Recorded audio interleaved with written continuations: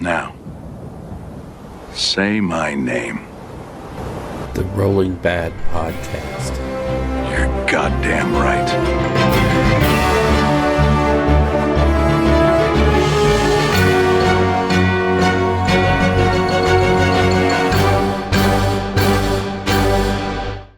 Coming to you almost live from a small town on the planet Deliverance called Rio Rancho, it's the Rolling Bad Podcast, episode number 130. Oh boy.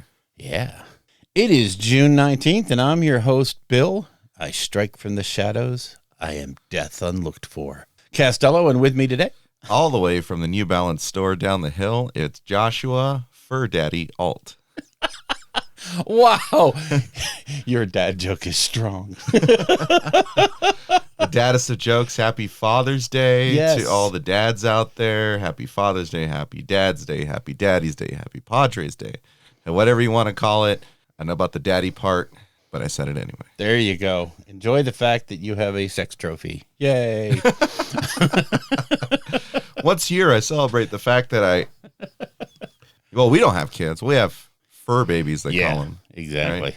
So I guess we're both dads in a way. So, but Yeah. all those who are actually fathers and revel in it and celebrate it, congratulations. You did a thing, Yes. and you continue to do the thing. Yes, you propagated the species. Huzzah. It is also, as we speak today, Juneteenth. If Yes. you don't know what that is, apparently, according to Bill, don't read the CNN article because you probably won't figure it out. No, I'm kidding. Very important day in America for the emancipation of the slaves. I kind of, fitting with our nerdiness and our references and stuff, I think that it might be apropos to go watch the new Watchmen series on HBO. Oh, yeah. Because it tags into a bunch of things that led to this. Yeah. So, very important day. So that's a little bit of our intro, huh? Yeah, actually. I mean, there's not much for the intro. We missed a week, mostly because we had stuff that happened. Life that got in the way. Well, I had the Rona. Yeah, there's a problem. Yeah, so that kind of hampers my ability to go out, and I don't have this, really cool setup in my house like Bill does to record. It would just be a choppy, phone call into the program. This box does phones really, really well, like way better than most. But sometimes when I listen to podcasts that have remote guests, it's so cringy because it's so bad. And it's like, do you not edit this stuff? Do you not listen before you put it out? It's really bad. That'd be so funny too. I mean, like, not that you couldn't edit this, but it'd be almost like, reporter on scene, All right, going over to Josh. Josh, what do you think about the new World Eaters update? Yeah, Bill, thanks. Oh, yeah, it's terrible.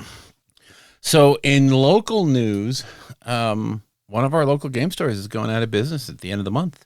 Seems like it's probably a good thing for her. Yeah, it is. It's active imagination. I have ancient ties, like I'm that old. Back when I was in high school, we used to go to AI every Friday and Saturday. Oh, man. For tabletop role playing. Yeah.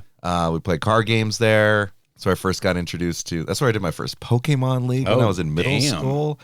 Like, times have changed. Yeah. It's crazy. It really is. It's when I first got to this town in the early 90s, we used to go to War Games West, which is when they were on Central, they were War Games West. And that's where I met some of my most lifelong friends was, through that store. And, they used to have a selection that rivaled any game store. But, since the big move and all that other stuff, it's been different.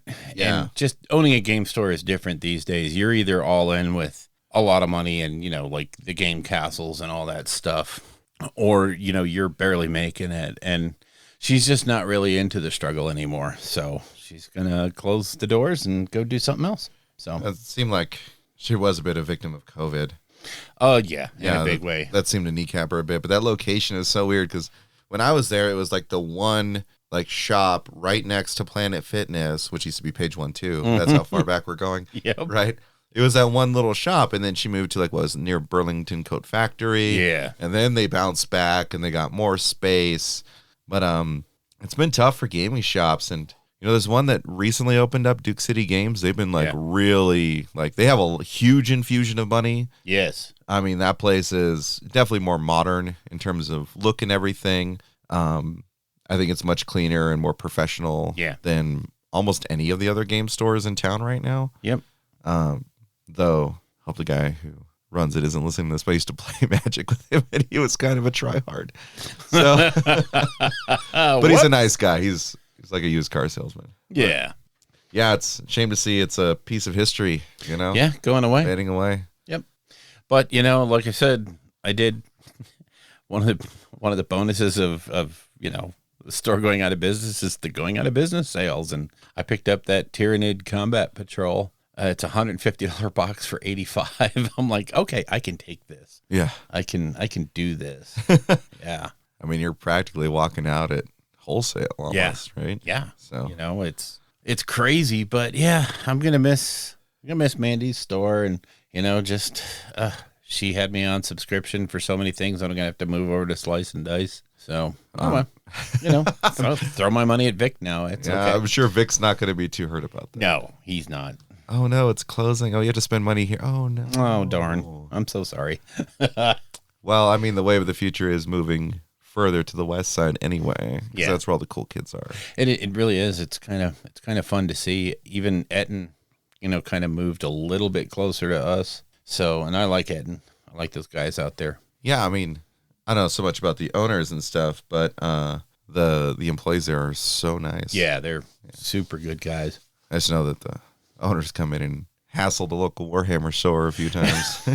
He's different. Yeah. In a few ways. But, it's as long as I'm only dealing with the employees who are super cool, I don't care. Yeah. And they have good stock, and I think they could use a little bit more game space, but oh well. It's kind of funny going in there. I never play games there because I just go there to see if they have any product that I might want to pick up. Yep. And last time I was there, I think I was going to go meet my parents for something in the middle of the day. Mm-hmm. And they're like, these like real old dudes showed up. I'm talking like they're in their like 60s, 70s. Hey, watch it. Right? I mean, these ones, Bill, you could see, the crypt dust on them. But they just started neck bearding with each other. It was so crazy. Like, well, here's what I'm doing in this. Like, why would you do that? That's not how history went. It was like one of the old school, like World War II games. Sure. I was like, this is intense. Like, that is a whole new level of old nerd because they're all grumpy and old and just sound like jackasses. Yeah. It was great. There's a lot of that. Especially with, well, what came out this week. Right? I know. So let's jump into New Dawn since we foreshadowed it a little bit. It's hard to not lead with the elephant in the room because Horace Heresy came out. Boom. Yeah, it did. Yeah, it did. Oh, wow. Yeah. I am in the lore section. We are definitely going to cover Horace Heresy. Even though this is an AOS podcast, it's also a gaming podcast. So we are going to be hitting the Daughters of Cain Path to Glory. We're going to hit Horus Heresy, and we're going to hit the White Dwarf, which actually had 2 really big updates. I know. I mean, you're going to get some good content coming up because Sylvaneth and Skaven pre-ordered yesterday. So we've been talking about Rats and Roots, for a long time. Bill's spent a lot of money on twigs. Yes. I think he could have just gone out in the yard and made his own Sylvaneth army, but he went with product. Yeah, I went with plastic. I haven't watched the Sylvaneth reviews yet. I looked at some of the Skaven stuff, and it feels like it's old Skaven with like a couple updates. It's not like groundbreaking. It's not life-changing. But there's some combo-y goodness in there that I think is really going to get taken advantage of. And I think the time of Clan Eshin is nigh. I want to wait till I have the book in hand. Yeah. But it sure looks like, and obviously the next time we get together for a show, it will probably be Skaven and Sylvaneth. Oh, yeah. Deep dives. Yeah, I just got the feeling that Skaven needed tweaks to get into 3.0. They didn't need like a massive overhaul. Oh, yeah. They needed to kind of reinforce that mob mentality. Well, that's the big thing that's coming up, and that's going to be GHB also, coming out too, because it's shifting to battle lines now. Yep. One major thing that the Skaven got an update for, and we'll talk more about its implications next week. Not next week, 2 weeks from now. Yeah. because I'll be in Chi-Town next week. Bring me back a pizza. Yeah.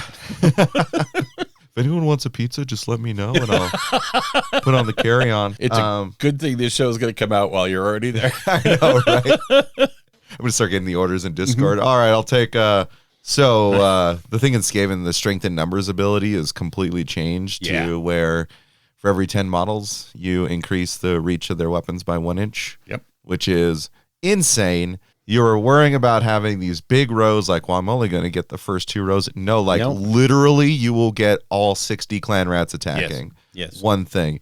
Blowing my freaking mind right now. Now, I don't even know why you would take the spear. Like, why would you take the spears, Bill? It wouldn't. It makes no sense. No. And the special rule kind of obviates the need for the reach. Yeah, it really does. I mean, like, you get better hit on the sword. Yeah. Right? So it's like, what, 4s and 4s instead of 5s and 4s? Yeah. And so one unit of 20 clan rats has a reach of 2 inches on it. Mm-hmm. So you're all getting in there. Everybody hits. Everybody fights. So I think the biggest boon was for the storm vermin. So since you can reinforce them up to 30, right, and having that 30 break back, all of them are getting in with their halberds, 2 attacks, 3s, -1 damage. And that's, what, like 135 points? Yeah.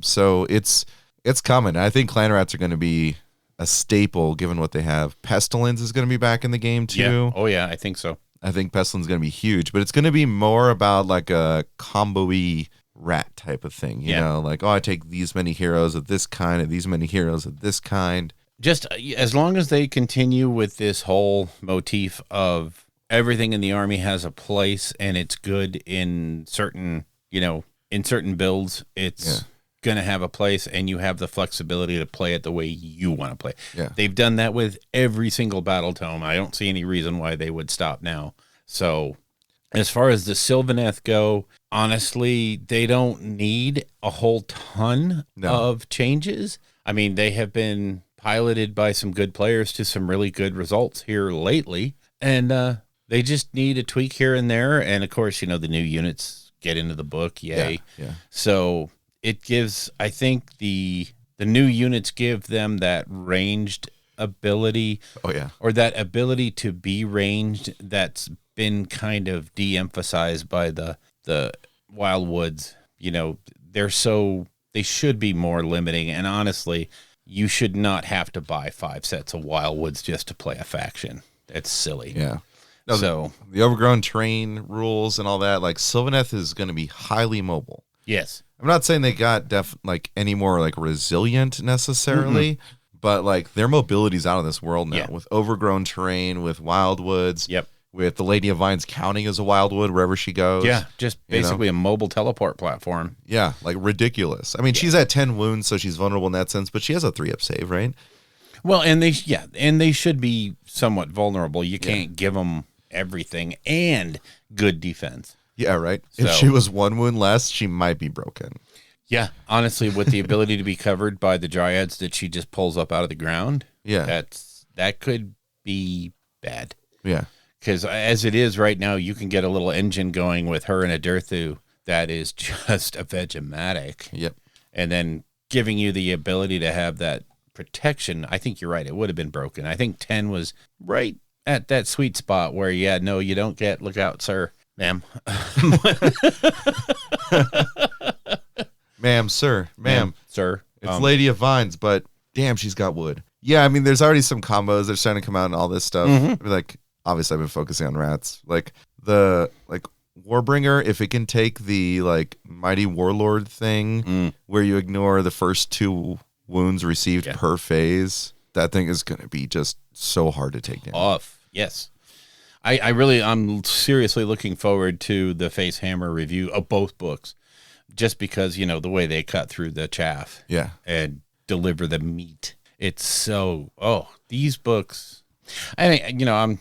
Like I said, don't want to say anything until we have them in hand, but excited for both of them. Really, it's every single book that has come out has been so good and kind of not redefined the faction, but made it so much more flexible. And as we start to get near the end, it's really, wow. At at the same time, I kind of feel like the game is in such a great place. And then at the same time, I'm like, wow, the game is in such a bad place right now. So, yeah, that's the pre-orders. Other pre-orders that are up. General's Handbook for Season 1, 2022, 2023, which they really should do something with the naming convention here. Right. Call it 2022 Book 2. But anyway, the new General's Handbook with the new points is up for pre-order, so that will be being discussed all week, I'm sure. Let me see, for the 40K folk, the chapter-approved Warzone Nephilim GT pack at the same time, so they're running these releases concurrently. It looks like how they want to do it going forward. Yeah, which I don't think is a bad thing, because then, I like that to a degree. It's probably more money for folks who play both. Yeah. I'm really interested to see what the command point changes. Like, most people are just so salty right now, and I love it. To me, we're going to cover that when we talk about Horace Heresy, but I just honestly feel that there's a lot of stratagem bloat in 40K right now. There's so much crap that happens, and the turn one spending of command points to do the alpha strike thing, I think it's bad for the game, and I think they realized it. And so by making the changes they made, limiting those command points, dropping the number, but having a faucet that turns on the beginning of every turn. Yep. It just means now maybe some of those defensive stratagems will get used. Some of those defensive abilities might get used. So, because right now those things are kind of an afterthought, really. But you always kind of see this thing where they pare down the core rule book to the basic game and make the game impactful and good and fun. And then they add something like these stratagems where, okay, the core book stratagems aren't bad. They're kind of internally balanced. And then as each faction gets these wacko abilities to just do nutball stuff, you're just like, okay, this is crazy. So yeah, reel it in a little bit. I understand the community is in a lot of lists were made around the idea of pissing away command points on turn 1 or turn 0. And now you don't get to do that. Oh, well, too bad. Play the game like everyone else, Well, I'm happy for the change. It's so funny seeing the salt that everyone has. And it's not necessarily that there's a lot of people who don't like the reduction in initial command points. Yep. But then having to purchase your warlord trait and your relic is like triggering a bunch of people, I suppose. Right? I saw the most ridiculous analysis that someone did. They're saying this is garbage. The answer's been in front of them the whole time. All they had to do was pare down to 10 stratagems that everyone can use, right? Only 10. And then each chapter or larger faction gets 5 stratagems. And then when you get your sub-faction, you have access to a singular stratagem. And then what you do before every single game is you go through a deck building process and I was just like, what? I'm not going to play 40K for 3 years for 5 games. It's absurd. I'm like, I understand MCP has this place. If it was just like a kill team. Right. Yeah. MCP is great. But MCP isn't playing with massive amounts of armies. 2,000 points worth of 40K stuff. Right? Yeah. While on the surface that does sound like, oh yeah, that would be. Yeah, no. No, absolutely not. And I love that you have to pay for your warlord trait in your relic. And that's the thing is it gives, all right, it goes back to player agency and how much is too much. Yeah. And currently I believe there is just too much. It should be reined in a little bit to stop. And when you think about it, this is an overall fix for the entire game. Yeah. They don't have to pick and choose factions and then say, no, we're pulling these 2 stratagems away because they're unbalancing. You don't have to do that now. Now, if you want to use that precious last command point or 2 on that stratagem, go for it. But now you are on the back foot in terms of that stratagem game. So, even though it adds that element, it should hurt to make that choice. There should be some pain involved. You should have, you take this and you give up that. At the current game right now, you take this and you smile and laugh. Now it's, I take this and I wish I could have had that, but I just don't have the points. Damn it. Yeah, it's about having to make decisions, and Yes. they are disabling those wombo combos. Yeah. I hear people like, well, most of the Custodes and Drukhari and Tyranid stratagems are only one command point. It's like, but you can't dump 8 CP in the first turn. Right. You would have to give up your Warlord trait and your Relic. Yeah. Right? Both. To have 6 CP to start, you get 1 when the game first starts, and you might go up to 8 by the end of the first turn, but then you don't have the combo from your, from your Warlord trait and all that stuff. So I love it. And I also like that it actually turns on some like other stratagems or command traits or relics that I don't think were used very much before. The ones where you tax them. Yes. It's like anytime you use that, now it costs an additional command point. Yeah. Stocks are going up on those, you know? Yep. I could see those being a real thing coming. And I say that, and it came to mind because I remember reading the CSM stuff that they put out. Yeah. Like, oh, here's the teasers for all these different ones. First off, that Iron Warriors secondary actually looks pretty cool. It's like very thematic. Yeah. Where you have to like blow up these things, and if your opponent puts it in their territory, like, oh, you have to come over here to get it. You're giving up 3 additional victory points. Just okay. You do you, bro. Yeah. So you get over here, you just, deep strike your Oblitz and oops. Yeah. Hi. The one for Alpha Legion is like was it the Hydra's Whale or something? It's a relic. Yeah. And then just once per battle, you're like, yeah, that stratagem costs you 1 extra anytime you use it. That's huge. That will be. That for sure. I mean, that's literally going to turn off entire turns for some people that have just wasted points. Yeah. So does it work on command rerolls? Ooh. Because that is a stratagem. It's a stratagem. That could be really debilitating. I'm going to command reroll. Cool. That's going to cost you 2 CP every single time now. Oh, God. I don't like that game. All right. So, yeah, that was the rant we just had. Yeah, that was a little off topic, but cool. Also on the pre-orders, the Necromunda.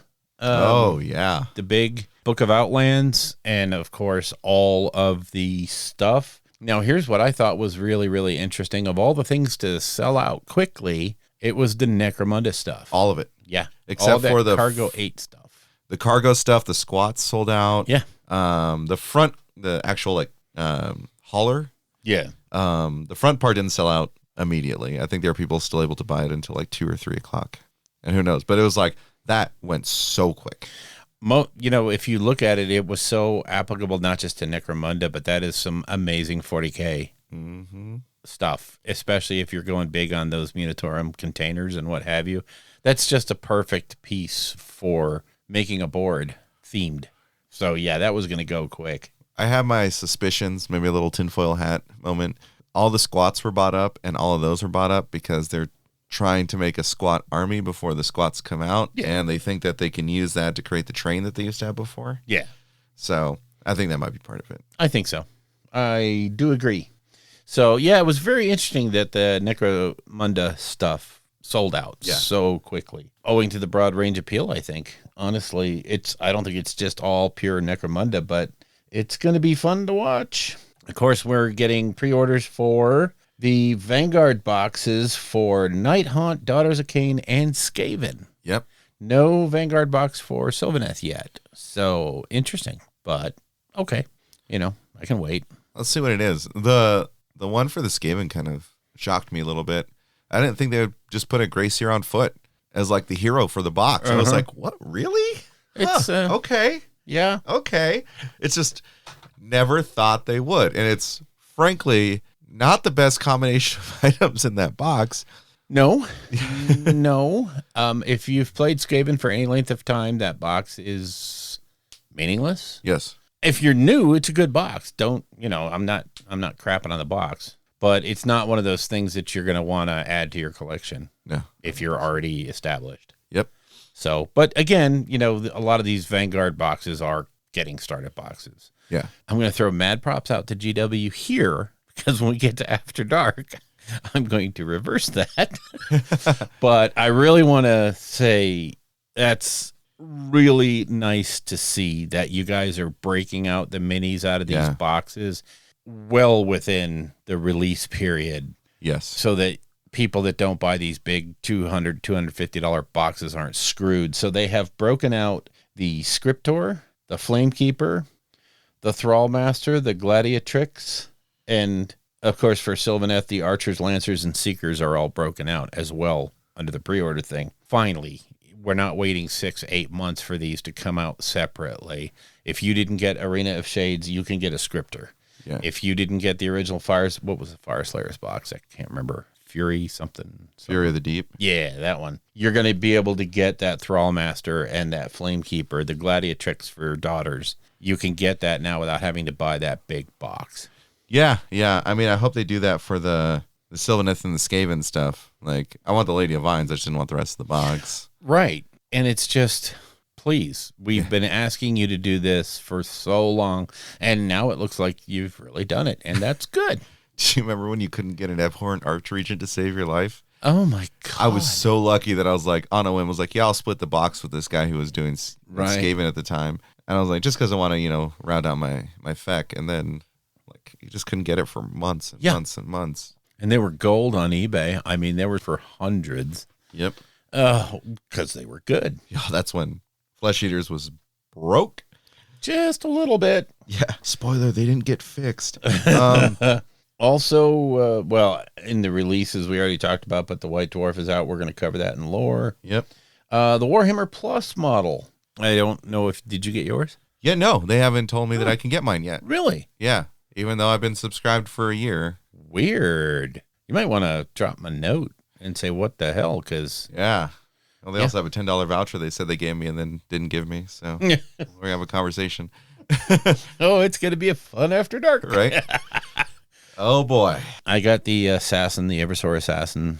So I like that sculpt. And I like, huh? The Vindicator? Was it Vindicator? I thought it was an Eversor. Okay. It's the Sniper. Yeah. Yeah, you're right. Sniper. Boop. My bad. So, yeah. Eversor is the coolest one in the stories. Like in the lore. He's just crazy. God, they're so bent. Yes. I like all the Assassins because they're just twisted. Oh, yeah. In different ways, but all of them are just twisted. Do you remember that first Warhammer Hammer Bolter episode? Yeah. Oh, yeah. With the Assassins? Yep. I didn't see it coming. All of a sudden, the Assassins are there, and I'm like, what? And that was a great intro to Assassins. If you don't know what they're like, that was... Wait a minute. What the... Oh, my God. Yeah. Good stuff. The Calidus is creepy. Just a little creepy. None of them are normal. Makes me glad that my wife painted up like Lady Deadpool because it just nice. Chef's kiss. It fits. Yeah. So that stuff. Apparently, you have some Star Wars Legion stuff too. Yes, this was a big weekend for Star Wars Legion. The oddly enough, that they announced it would be this weekend, and it was.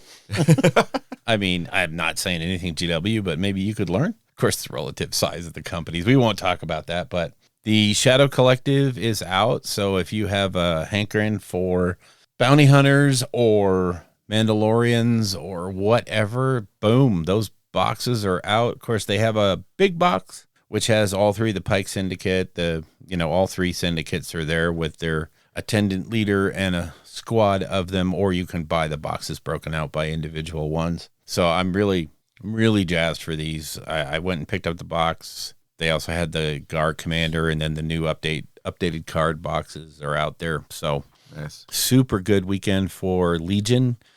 Can't wait to get the new Darth Maul. Oh God, Lord, that one's going to be so much fun because it's going to be him from the series, not the movies. That one's already out. He's going to have the Dreadblade, the option for the Dreadblade and all that stuff, and it's really neat the way they did it. If he takes the Dreadblade, he loses a lot of his stuff. Well, he doesn't even have Saber Throw anymore, but he, of course, has the Dreadblade, which is kind of nice. Or, you can roll him flat out normal Maul and just be a Vegematic. Oh, my God. How he ever lost to Qui-Gon Jinn is beyond me.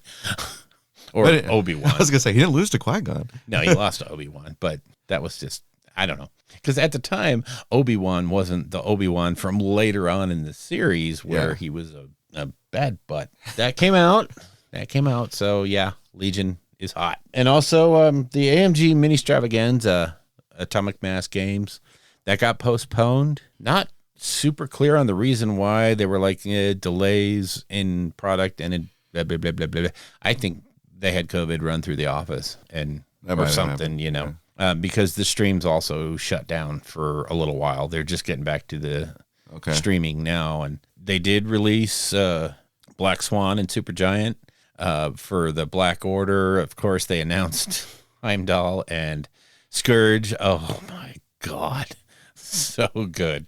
Cannot wait. Heimdall's teleport everyone everywhere. Oh, yeah. He's bent. The first turn play with him is going to be so much fun.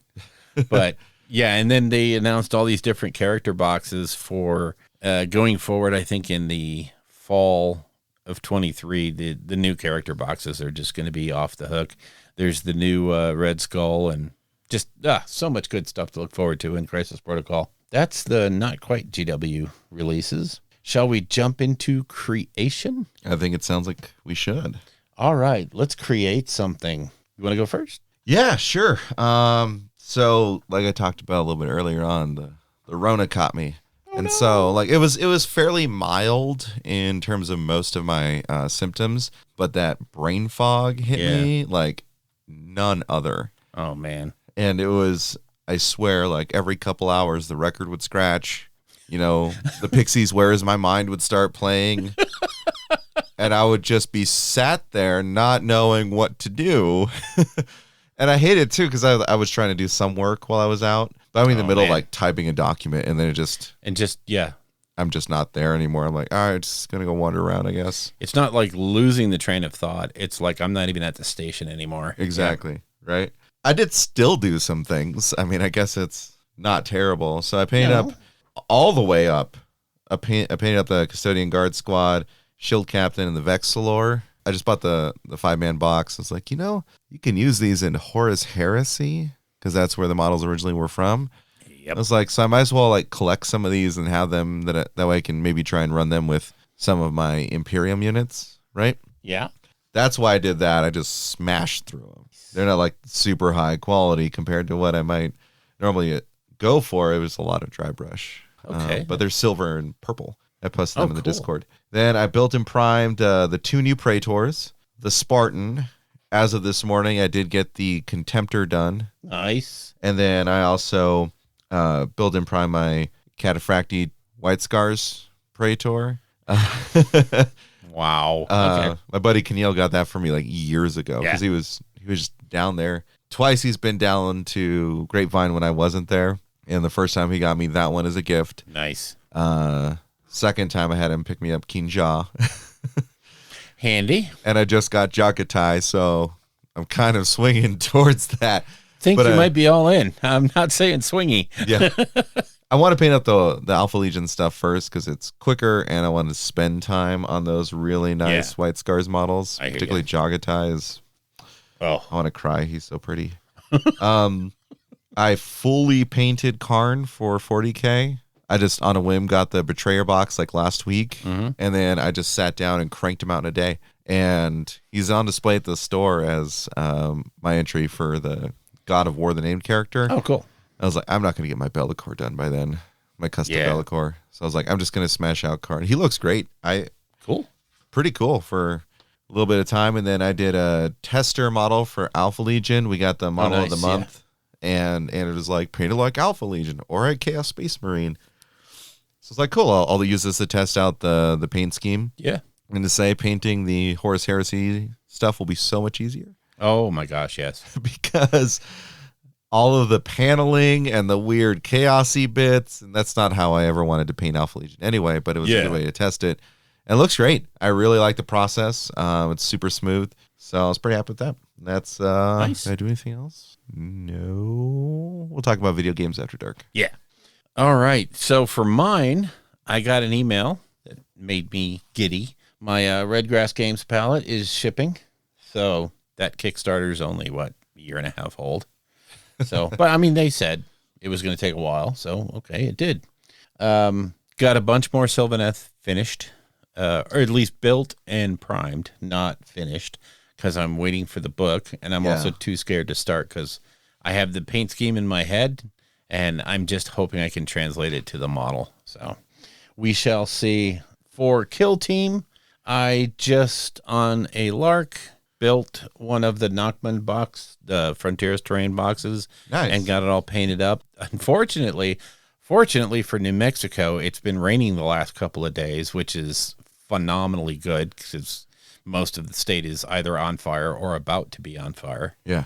And the rain is super needed, but of course it means you can't use rattle cans. So I think probably today after the show, I will airbrush my clear coats to cover up the decals, and then, or the gloss coat to cover up the decals, and then the dull coat to, make it work. So that will be done. I'm going to go back to something I said a little bit ago, on a few shows ago, but if you have not tried the golden acrylic so flat paints, you are missing out on an amazing range of paints. Yes, they are expensive. However, they're not miniature paints. So they come in these really big tubs and they're really thick. So you will use one pot of that paint for probably a few years. Oh, wow. They're really good. And they cover amazingly well.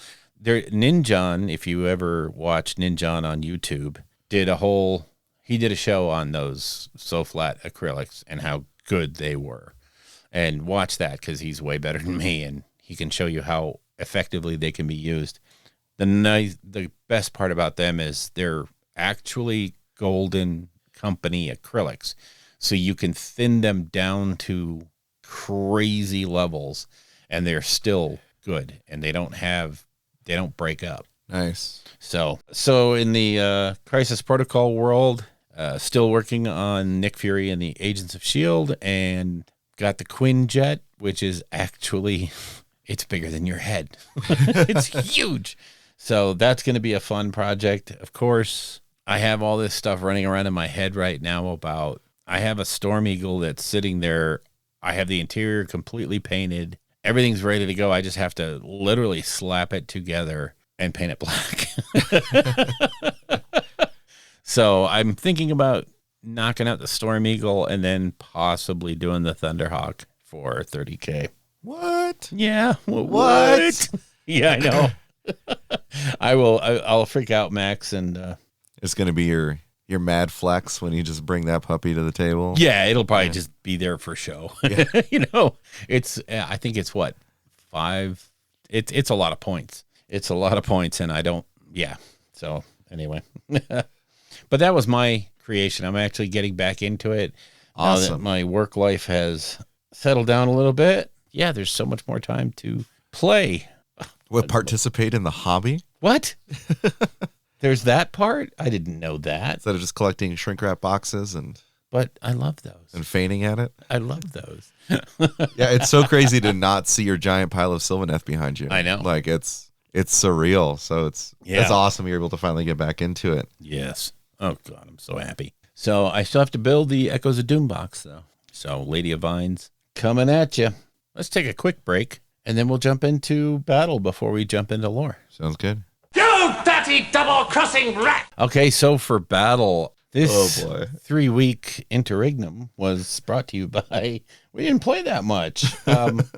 Literally, you got derailed by Rona. Yeah. So I got in one game of Star Wars Legion, which for the first time in, I don't know, I would say 2 or 3 games, we had super average dice on both sides. Oh, cool. Yeah, really expected die rolls. I mean, the last game that I had of Legion I think I described it last time.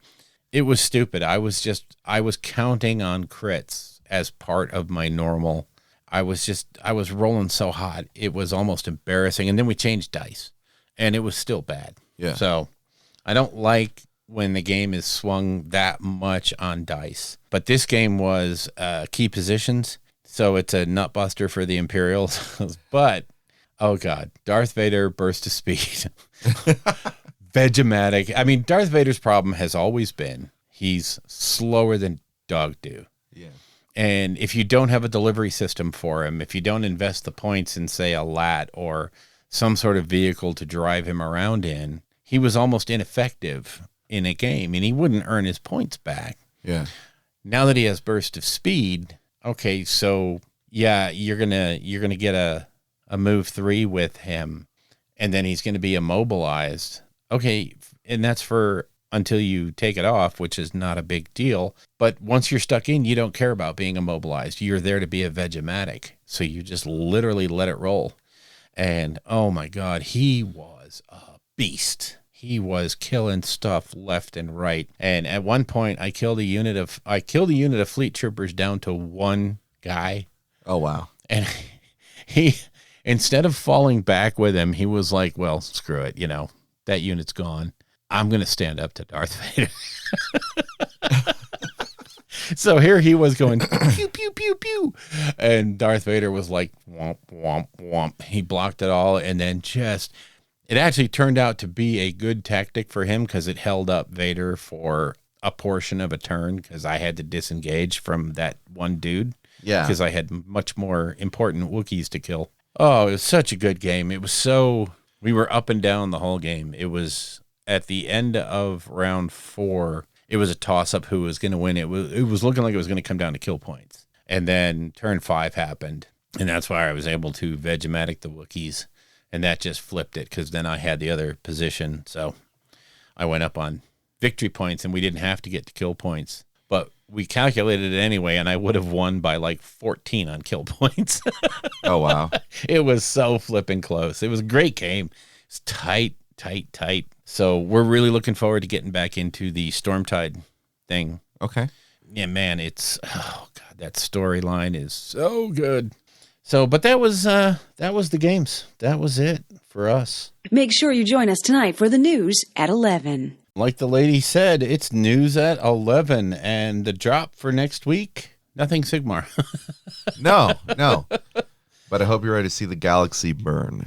Yes, if that's something that intrigues you, then you are happy because Codex Space Marines, Chaos Space Marines, let's be real about this, is out. And man, what a beautiful cover too. Yeah, yeah. When they announced that a while back, yeah. Oh boy.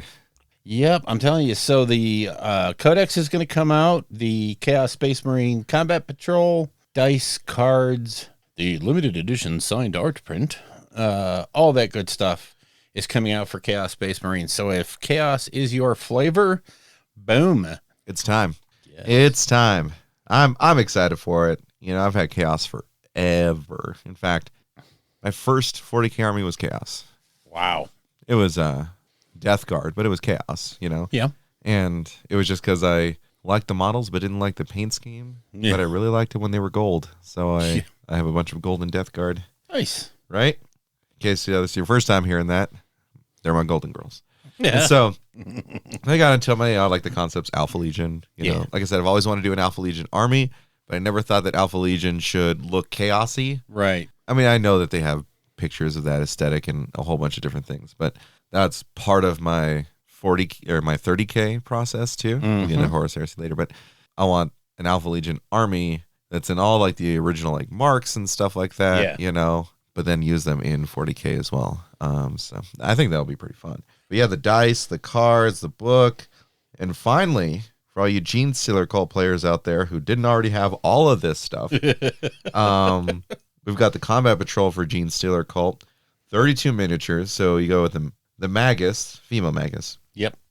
The Rock Grinder or Truck, 5 Aberrants, 5 Acolyte Hybrids, and 20 Neophyte Hybrids. I definitely think this is a good box. It is. Overall. Yeah. The wide array of different units that you get is actually really important. Yes. In fact, if you want to get into Gene Stealer Cult, I mean, aside from the, you know, doubling down on the Magus, like 2-3 boxes of this is actually not a bad place to start. Maybe 3, so we can get up to 15 Aberrants. Yeah. You have 15 Hybrids. You'll probably want to go to 20 total. But, like, I really think this is a good start. It really is, yeah. For any Gene Stealer player. And then after that, oh boy, Horace Heresy don't stop. No. So they're actually going to release just the rulebook, Yay. which is great.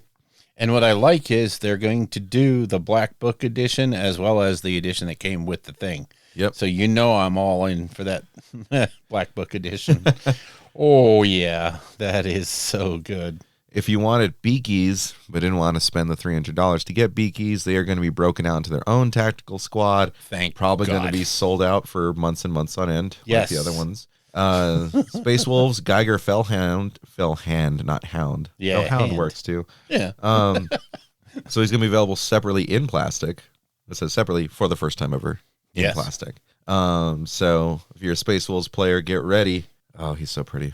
Then they're going to be dropping the Praetor and Chaplain console. So this is, they're 2 HQ options. Yes. Kind of want them, right? In a big way.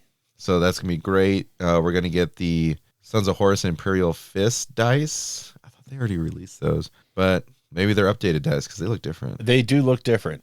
I really like the marbling on the Sons of Horus dice. I wish they had made the pips a different color, though, just so they don't. To my eyes, they blend in too much. That silver blends in too much to that marbling.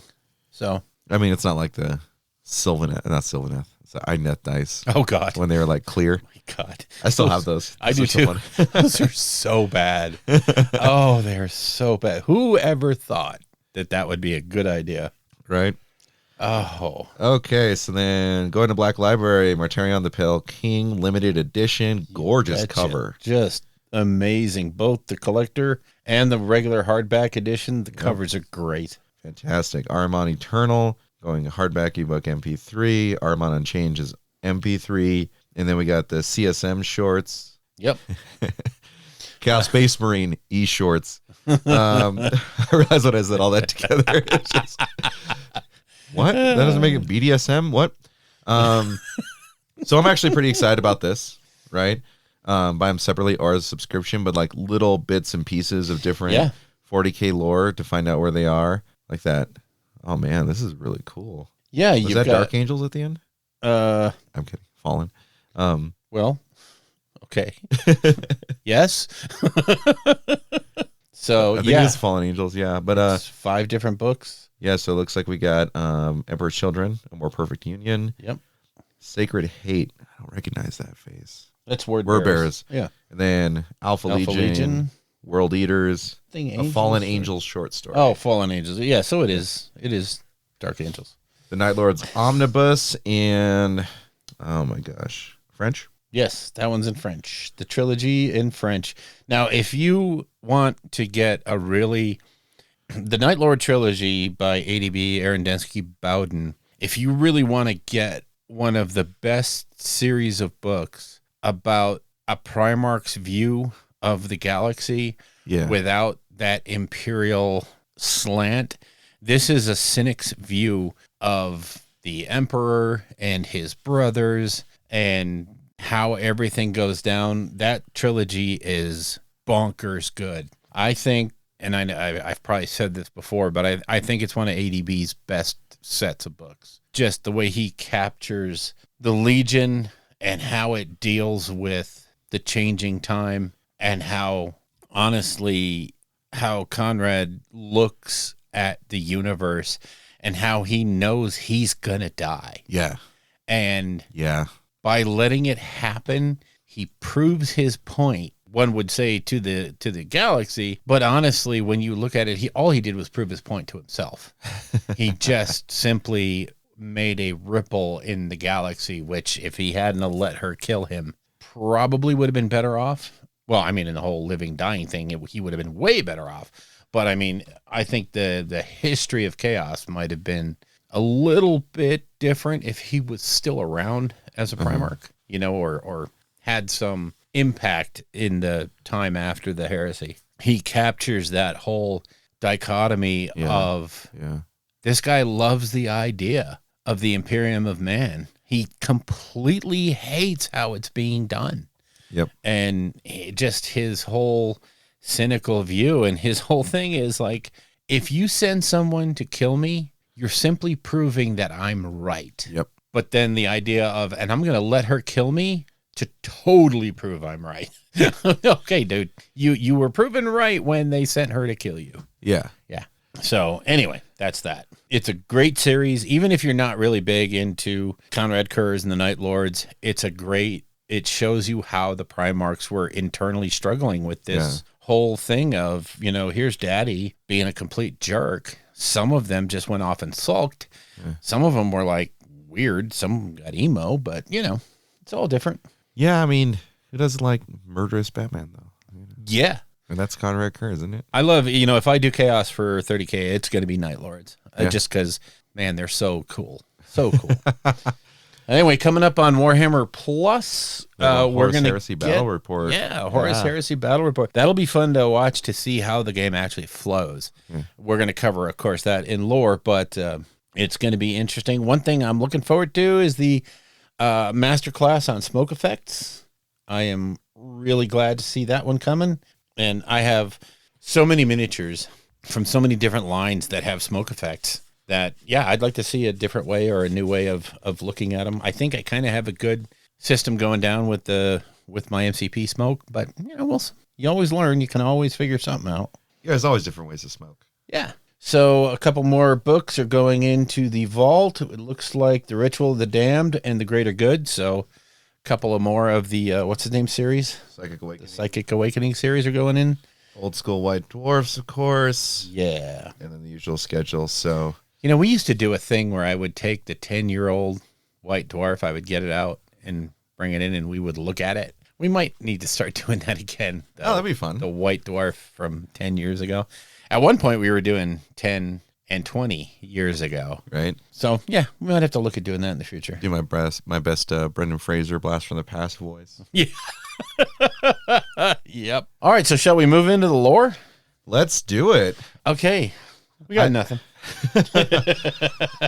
I mean, it's the Daughters of Cain, Path to Glory, and boy, am I glad we waited to do this one. Man. It's like, I mean, I'll let you say it, Bill, but I think that you're right in terms of like what the Path to Glories are looking like for the different armies. Yeah. And why they change them up. Just a quick roadmap on that. So it'll be Daughters of Cain, Path to Glory. It's going to be pretty quick.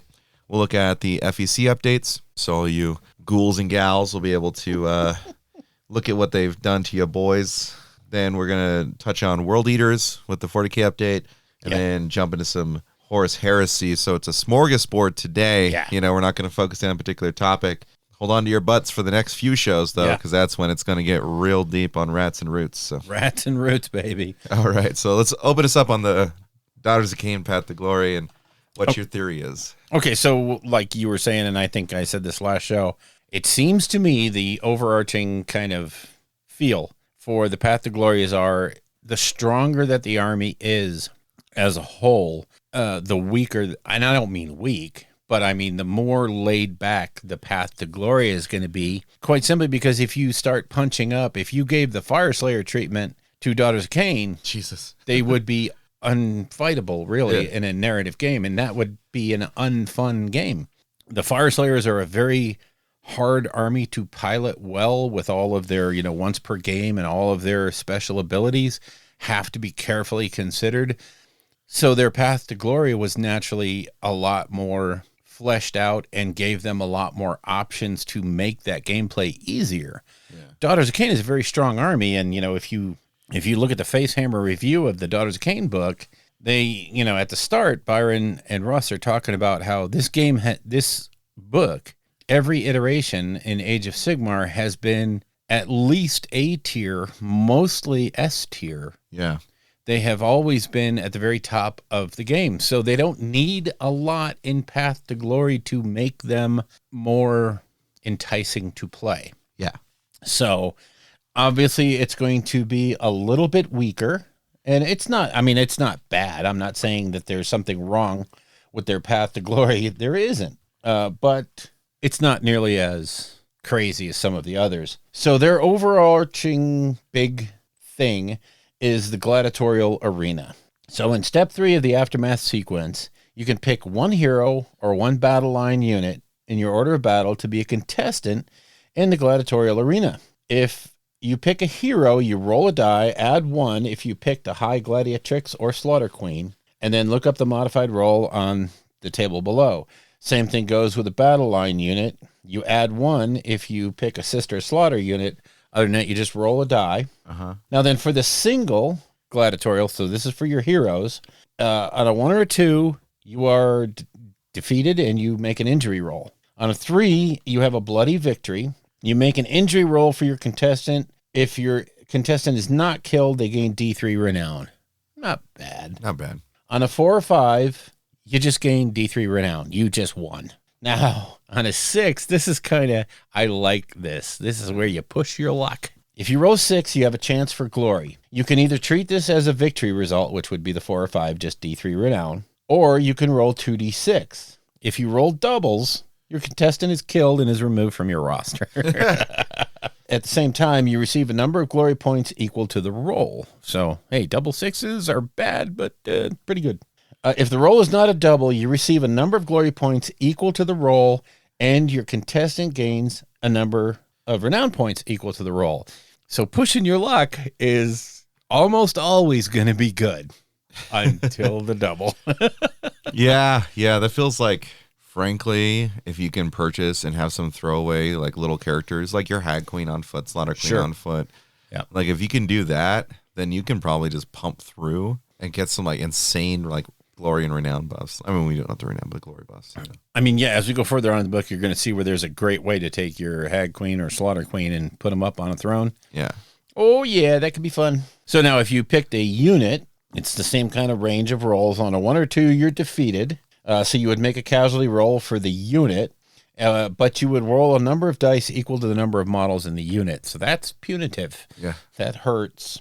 It is a full, as if the unit had been wiped out. Yeah, there's a potential of losing a lot. If you roll a 3, you get a bloody victory. You make a casualty roll for your contestant unit, but you roll D6 dice. Little wonky there, a little too variable, but all right. If the contestant unit's casualty score does not equal the number of the models in the unit, it gains D3 renown. So it was a hard-won victory, but you won. On a 4 or 5, you have a victory. You make a casualty roll for the contestant unit, but you only roll D3 dice. Again, if the casualty score does not equal the number of models in the unit, i.e. it's not killed, you just gain D3 renown. A little bit better of a victory. On a 6, you get a glorious victory.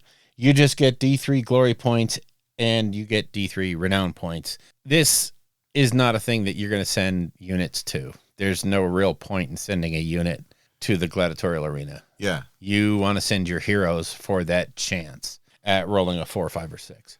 Again, if you got like a throwaway unit or something, you know, just might as well toss them over there. Yep. There are 2 quests. One of them, the quest as for the Shadow War, is simply to open up the scenarios that are in the book. That one's a pretty standard quest. We see that everywhere. You normally have to do a quest before you can do the custom scenarios. The other quest is really, really big, and it's called Cauldron of Blood.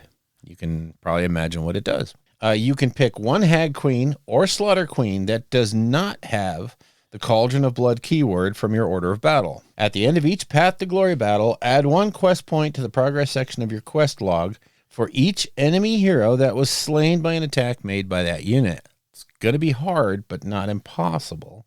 In addition, at the end of each Path to Glory battle, you can spend 1 glory point to gain 1 additional quest point. When you have 3 or more quest points, you complete this quest. When you complete the quest, you can pick heroic upgrades for the Hag Queen or Slaughter Queen for a reduced cost. And we'll flip over real quick to make continuity. There are heroic upgrades in this book, as there are in some. So you can upgrade your Bloodrack Shrine to a Bloodrack Medusa for 30 renown and 5 glory.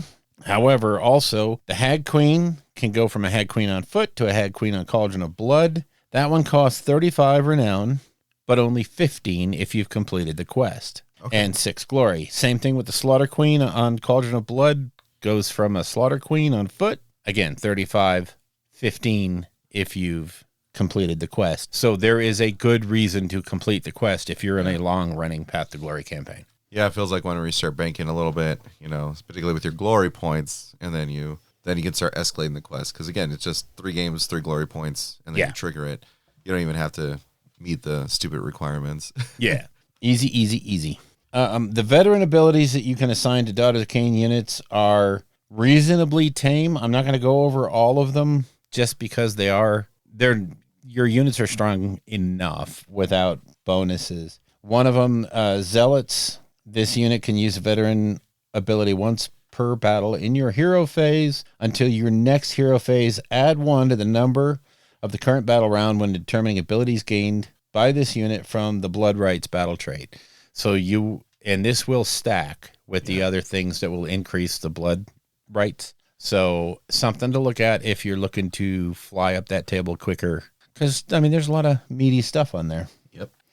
What was the other one that I had picked out? There's one here specifically for Doomfire Warlocks. Yay. Because you see so many of them.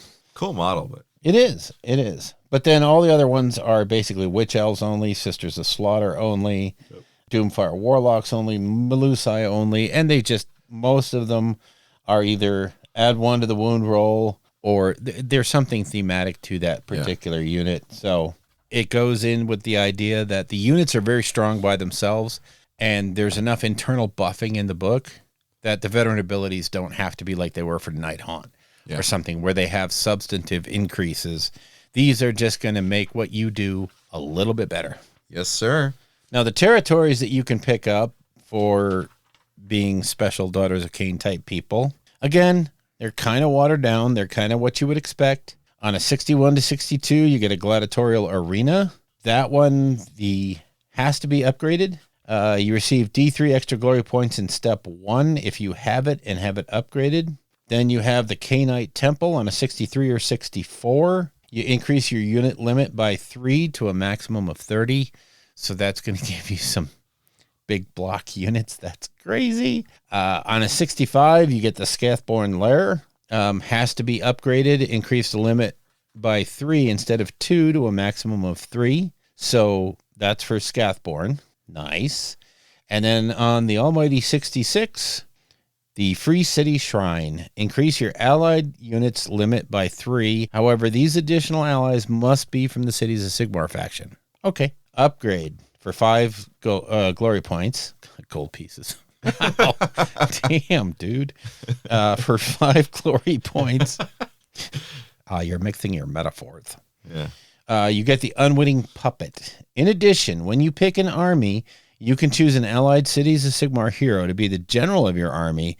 If you do so, for that battle, the hero gains the Daughters of Cain keyword. That's huge. That unlocks this entire book for, I don't know, some of the crazy freaking heroes in the Cities of Sigmar book. Yeah. That, I think, is broken. Yeah. I agree. Of course, you have to roll really high twice. So you're not going to see that all the time.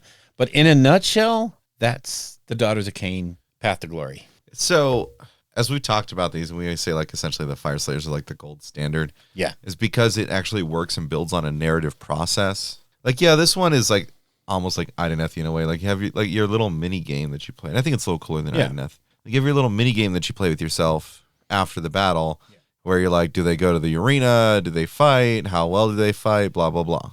And they got some decent abilities and stuff like that. It's just not as like flavorful. Yeah. As we saw with like Fire Slayers. Yep. I'm really interested to see what Rats and Roots get, but I'm not too sure yet. Those will be interesting. I think the rat one will be probably pretty fleshed out. Yeah. Just because there's so many avenues you can go down with the Skaven. Yeah. Now, Sylvaneth, I would imagine, will be probably more limited than theirs, just because they're going to be a strong on paper army. So, Oh, you're saying Skaven aren't strong on paper? I see how it is. well, I mean, no, they are, but it's going to be, there's so many play styles available to Skaven Yeah. that I think the path to glory will allow you to explore those in detail. I think it's going to have to. Because they already kind of talked about, like, in the article when they were talking about in Warcom, Yes. where they were talking about, like, the different mix of different rats and stuff. And it's like, well, I mean, they'll work together, you know, like, and they're backstabbing and stuff like that. But, like, it doesn't stop, you know, certain characters, so to speak, you know, from binding together and creating this united front in order to try and reach their goals. And so I think there's going to be some play with that, and I hope there is. But we'll see more, because no one covers that stuff before we get to it, it feels like. I know. We did get a Battle Tome Flesh Eater Courts update. In White Dwarf 477, the new White Dwarf. The new White Dwarf, which this is definitely not as awesome as the World Eaters, but we got a little bit of some War Scroll update stuff, a little bit of new things for him. It didn't There's some things that are okay, I think. I think the heroic action is bonkers good. Well, I think the heroic action is great. I just don't think it's enough to really, drive it home for me. Yeah, like I said, I think it's going to put them solidly into the B or C tier. It's not, Flesh Eaters is not going to move just automatically to S tier. But then again, there are people taking Flesh Eaters to big wins. Oh, there are. Shows. So they still have like a strong core concept. yeah. It's just a matter of like, what do you do that's enough to make it so that way they still kind of play the same, again, without having to totally redo everything, so on and so forth. So they got a new heroic action. It's called Muster Reinforcements. You can carry out this heroic action with a friendly Flesh Eater Court instead of any other heroic action you can carry out with that hero. You pick one friendly Flesh Eater Court's hero and roll 6 dice. For each 2+, you can return one slain model to a friendly surface unit within 10 inches of that hero. For each 5+, you can return a slain knight's unit within 10 inches of that hero. Slain models can be returned to more than one unit if you wish, but each successful die roll can only be used to return one model to a single unit. So, I mean, if you know Flesh Eater Courts, it's summoning, it's restoring models, right? And as easy as they are to cut down, they come back almost as fast. Right. And this just amplifies. Oh, I like it a lot. I really do. I like the way this is kind of like a roll and write type mechanic where you're gonna roll, what is it, 5 dice? 6 dice. 6 dice. And you're gonna pick and choose. Yeah. I have 2 5s. Okay, that's 2 knights. And I have the rest are 2s or 3s. Okay, those are gonna be just dudes. And who knows, with the GHB coming out, all those little ghouls might be something again. Because it's the time of the battle line. That was their thing, is that their army was so dense on battle line. Yes. Right, with all the ghouls. Because I loved ghoul spam. That was my style. It was like I had 80 painted ghouls, I think, that would run on board. And then I had up to 20 in the side. And then you have all of your flayers and stuff like that. And I think that there could be something there, particularly with how quickly you can restore them, with rallying, stuff like that. It's going to be real. If you don't kill the unit outright, it might just come back to full strength in like 2 turns. And yeah, it can become very annoying to try to shift them off objectives, especially if the battle pack introduces some sort of thing that gives battle line a better control option, or something. And, I keep thinking to myself that what if that Skaven rule isn't limited to just Skaven? What if they're going to go with a kind of a density sort of thing? And what if, 20 ghouls actually have a 2-inch reach and 30 ghouls have a 3-inch reach? Oh, I mean, if that was something, I hope it's just Skaven, because that plays more into that flavor of rats swarming all over you. But I could see something like that, maybe making a command ability for a turn to make the battle line beefed up a little. I don't know. It's going to be fun to watch. I agree. Charnel Throne got an update. Yeah, so Charnel Throne, I like it's defensible. So Flesh Eater Court's hero, one characteristic Gator less can hide out, which is your abhorrent archregent. We all know it is. That's what's sitting on it. Stick him on there, right? And forget him. Within 12 inches, not wholly within 12 inches, enemy units can't ignore battle shock tests. Wait, what? Yeah. You mean Stormcast will have to roll battle shock? Yeah. No way. I like that, because it's going to be one of those things where you ignore the throne, and the next thing you know, you're like, oh, you're within 12 inches, so sorry. I like that. I do too. I like that. You're going to have to take battle shock. Flavorful and fun. Yep. And then the ruler of all he surveys. So this is summoning wholly within 12, like if you're wholly within 12 inches of the throne, you can summon the things that you can do, which is the summon men at arms, courtier, royal guard, Imperial guard without a command point being spent. That is so big. That makes this a must-have in your army. I always thought it was. I mean, it's just so. I think before, wasn't it within 3 inches or something? Like you had to be like on the throne. Yeah, it was ridiculously small. But now wholly within 12? Yeah. Like that gives you some range to do things. You can get out and get spells going, Yes. Like if your terror guys have a giant base, right? Now they can actually be near it and like, oh, hold on a second. Run back, summon knights, go into combat somewhere else. Like there are ways for it to really be played out. Yes. And, I love Flesh Eater Courts, so it's good.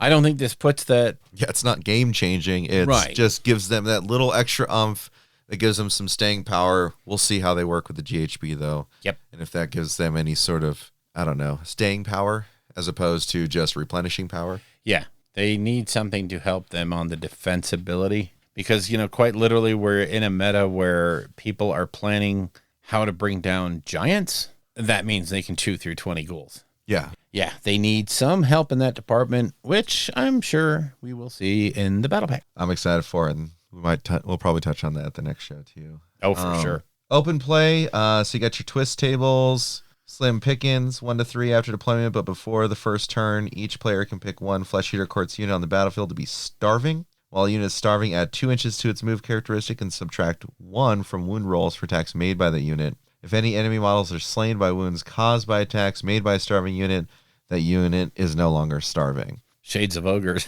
Yeah, right? Well, the thing is, it stays on the 2-inch movement buff until you kill something. Yeah, that's...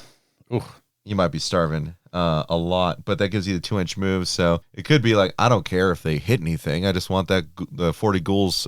to be, 30 ghouls to run over to that objective. Right, and that's a big movement shenanigan. Then 4 to 6, Interrupted Court. During deployment, each player must set up one friendly unit outside their territory, wholly within 6 inches of the edge of the battlefield, and more than 9 inches from all enemy units. Huh. I haven't seen that mechanic before, but I like it. Yeah, that's actually like a really fun... Again, it's open play, so it's just like, let's see some random stuff happen. Sure. And then you get the Ruse, which is really probably pretty good. Once per battle, at the end of the battle shock phase, you can pick one enemy unit that failed a battle shock test, and they suffer D6 mortal wounds. It's just like, they started running away. Cool. D6. Stupid ghouls are just eating them. Oh, God, the imagery is terrible. Right. Real quick, match play stuff. I don't know if you're going to take any of these. So Royal Delusions is your grand strategy, which is growing the kingdom. When the battle ends, you complete this grand strategy if there are at least 3 friendly Flesh Eater Court units on the battlefield that were not in your starting army. So you need to take enough heroes to summon, and they need to not die. Yeah. Right? Which if, I don't know, I'm your opponent and I look at your army list and I'm like, oh, okay. Yeah, you're going to lose that one. Yeah, pretty much. 3 battle tactics, which are your duties to the court. Scream to death. We talked about, like, this is, if there's one model left in a unit and I can do this, I will, but otherwise I'm never going to touch it. You pick one enemy unit on the battlefield to complete the battle tactic if that unit is destroyed this turn by attacks made by missile weapons, by friendly crypt flayers, Royal Terrorgeists, or abhorrent Ghoul Kings on Royal Terrorgeists. So it's just... Not killing them with melee, killing them with ranged weapons. Yeah. I mean, I guess if it's like a Terrorgeist versus a foot hero. Sure. Maybe. Royal Hunt. When you reveal this battle tactic, pick one enemy monster on the battlefield that has less than 5 wounds allocated to it. You complete the battle tactic if the monster is slain during this turn. If that enemy monster was slain by an attack made by a friendly abhorrent, score 1 additional victory point. That could be that situational. That one could be done. Yeah. Like if you send in your abhorrent, the Ghoul King on Terrorgeist and just let's finish this off real quick. Yeah. I think that's okay. Yep. United Court.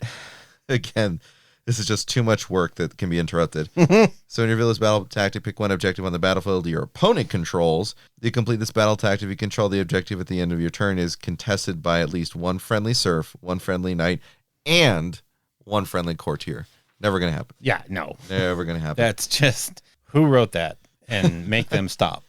So when you get to their path to glory, it's okay. You get this thing where it's easier for you to like purchase units if you summon them during the turn or during the game, I should say. Yep. Your veteran abilities are right. The first one is exploding sixes. Yes. The second one is you roll 3 dice in the hero phase once per battle, and then you get serfs back on a 2-up and knights back on a 5-up. It's all right. And then the King's Own, you get, +1 attack if you're within 6 inches of the warlord.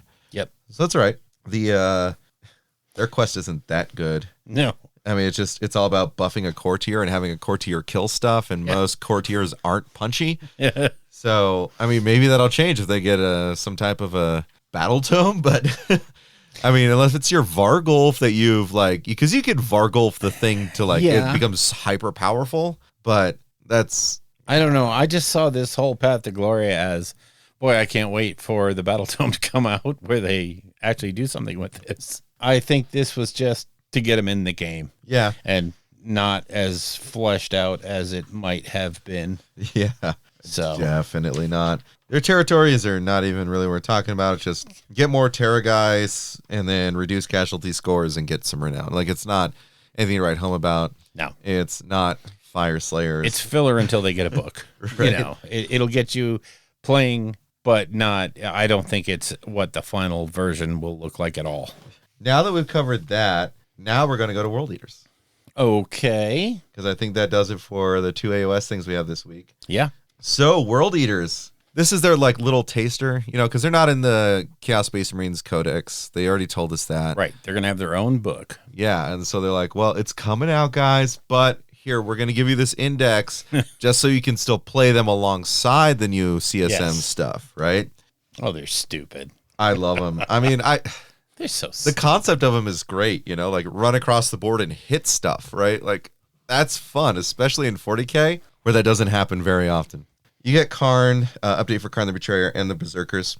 They're good updates. So Karn, I mean, some people say he's a little less good, but also he was probably undercosted for what he was before. Yeah. But I love that guy. And his model's amazing too. He's a blender. But the Legion trait they get with the Butcher's Nails is if you get charged, and perform a heroic intervention, you get +1 to your attack characteristic. So it was like, what, Hateful Assault, right? Mm-hmm. Which it seems like what they're hinting at is that Hateful Assault's not in the game anymore. Right. They're just baking in more attacks. Excuse Yep. me. And so not only do you get more attacks because you're, you know, a Chaos Space Marine, you also still have the Hateful Assault thing because you're World Eaters. That's just the Butcher's Nails. Yeah. I don't know if that'll survive to Codex, but next week. but that is insanely powerful. Mm-hmm. It's insane. It is. Right? With the Berserkers, we'll get to in a second. Warlord traits are pretty decent. Yes. So I think True Berserker is probably the standout for me. It's like each time an attack is allocated to this Warlord, half the damage characteristic of the attack rounding up. I mean, like, that's just good. That's just good. That's just flat out, without having to worry about wards and saves. That's just flat out damage prevention. Yeah. I like that. Right? So if it's 2 damage, it's 1. If it's 3 damage, it's 2. If it's 4 damage, it's 2. Right? And so, like, you see how this kind of scales really well. Yeah. So they're going to have to be putting crazy damage on you or just a bunch of 1 damage shots. Yeah. Right? So I'm a fan of True Berserker. I like Arch Slaughterer. At the start of the fight phase, if there are more enemy models than friendly models within 3 inches of this Warlord, until the end of the phase, add D3 to the Warlord's attack characteristic. So basically, when you're outnumbered, you're just going to slice through everything. Or you're going to become a Vegematic. Yeah. Yeah. Now, Josh took umbrage with my references to Vegematic, thinking that there is probably the entirety of the audience doesn't know what it is. So look it up on Google. Vegematics came out in the 60s. In the 60s, yeah. And if you go look at it, you're like, wow, it's come a long way since then. Yeah. Right? We could maybe say food processor. Yes. A or blender. A blender. Speaking of blenders, Slaughterborn, which is the one that Karn gets, each time you kill a character, monster, Titanic model with that Warlord, you add 1 to the attack and strength characteristic. So if you're hero hunting with that particular model, they're going to get stronger and stronger. Violent Urgency might be up there for one of the best. Yeah.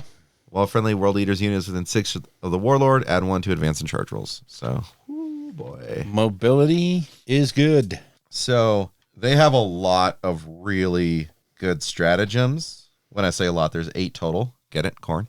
Who knew? The Red Butchers, which is how you make, you know, your World Eaters, Chaos Terminators into Red Butchers. Right. It's 2 command points, and it does not have a squad size. So whatever the max amount of termies you can take, you had 1 in the strength characteristic, and they get the old school fight twice, which is gone now. Yep. Yeah, so they have the old school fight twice. You can only do it once, so you can't like get multiple, you know, Red Butcher squads. But 1 is probably going to do things. It's going to make its money. Oh yeah, oh yeah. Scorn of Sorcery, so that's psychic test within 24 inches on a 4-up. It's negated. Yeah. Love it. Typical Corn. Love it. You know. I mean, that was a powerful ability that the Sisters of Battle had. Yep. Right? Yep. So, let's see. Where's the other one I was looking for? Oh, wow. I did not read Skulls for the Skull Throne before. Use a strategy when enemy character model is destroyed by a melee attack by a World Eater's character model from your army. You gain D3 command points, and it's not limited by the amount that you can get per turn. Wow. So 1 CP to possibly get 2 or 3 CP. In the game going forward, that's going to be huge because the CP changes. Oh, I'm going for skulls, man. Oh, it's so fluffy now. I love it. It's not fluffy. It's broken. You have Killmain Burn, which gives you a 3-inch addition to your consolidation, because that was something complaining before. Because of the ability to pile in and consolidate with your double attacks, that you could actually get some good movement out of it. Well, now if you kill something, you consolidate 6. That's not terrible. No. Wild Fury is, I think, the one everyone's talking about. You just increase your armor penetration for your attacks by 1. AP by 1. Okay. Yeah, I'll take it. Right? I'll use that any chance I get. And for you AOS people, AP armor penetration is rent. Yeah. So. God, could you imagine that? Spend a command point at the beginning of the combat phase, increase your run by 1. Yeah. That would be that would be busted. In a lot of cases, yes. Yeah. Yes. Holy crap. Yes. Oh my God. There's a lot more like invuln saves and stuff in 40K. Yep. Stoke the Nails. It says they're considered to be engaged in wanton slaughter. We don't know what that is yet. And then you increase strength characteristic of the model. So I'm really curious to see what happens there. And then Blood for the Blood God. When an enemy unit is destroyed by a melee attack made by a World Eater's model from your army, until the end of the turn, each time a morale test is taken for World Eater armies, it is automatically pass. So you kill anything. Wow. And then it's 2 CP, army-wide, no morale issues, which is great considering, all the amount of times you'll be rushing into oncoming fire. Yeah. That's huge. That's really big. Yep. And then Relics. I mean, there's some decent ones here. Yeah. Gorefather's pretty good. I like the Berserker Glaive for the 5-up ward, or 5-up Feel No Pain, depending on who you're talking to. But it's +2 strength, -3 AP, 2 damage. Gorefather's good because it clears the hump on the damage amount. Yes. Right? Because like the 2 is usually reduced to a 1 with some of the units. This will make it so it's always damage 2, but 6s to wound are 3 mortal wounds. So nothing to scoff at there. Not at all.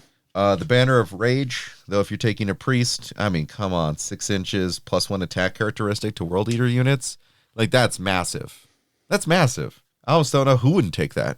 +1 to attacks is huge, especially for the number of attacks that you're looking at. Yep. So the rest of them are all right.